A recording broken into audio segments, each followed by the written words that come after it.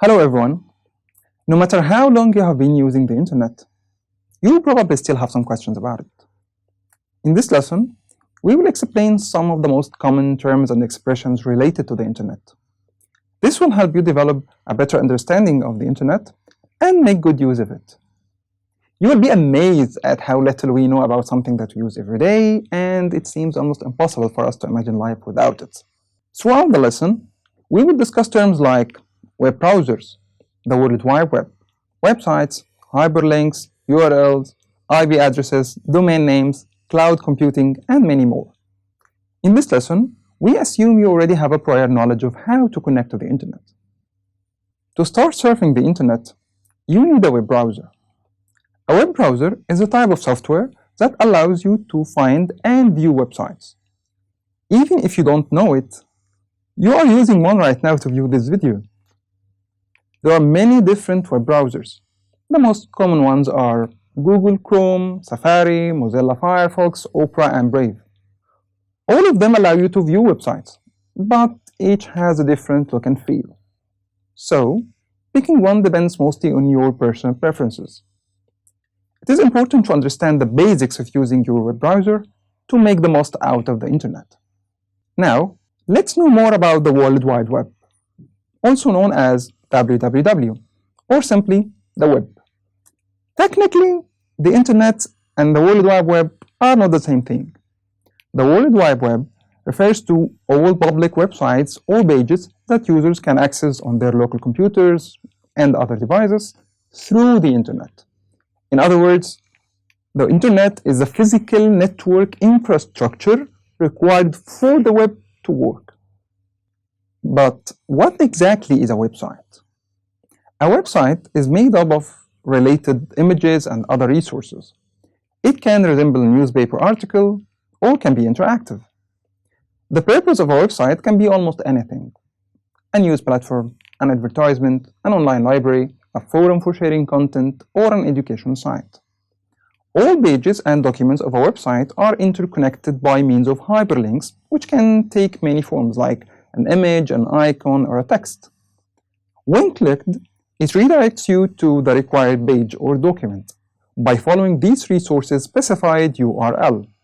The URL is a web address, which is simply a reference to the resource on the web. It specifies the resource's location on a network and how to retrieve it. When you visit a website, your computer sends a request over the internet cables to a server. A server is where websites are stored, and it works a lot like your computer's hard drive. Once the request arrives, the server retrieves the website and sends the correct data back to your computer. This is done in just a few seconds. To better understand how computers, servers, and other devices communicate over the internet, let's discuss IP addresses and domain names. To put it simply, an IP address is the address that computers, servers, and other devices use to identify one another online.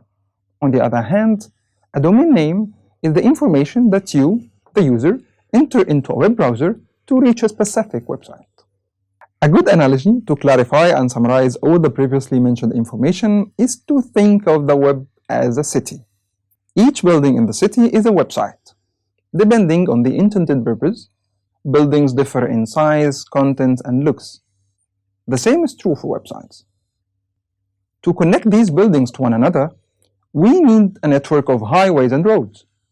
This is the internet in our case, a complex network of physical cables that makes data transfer possible.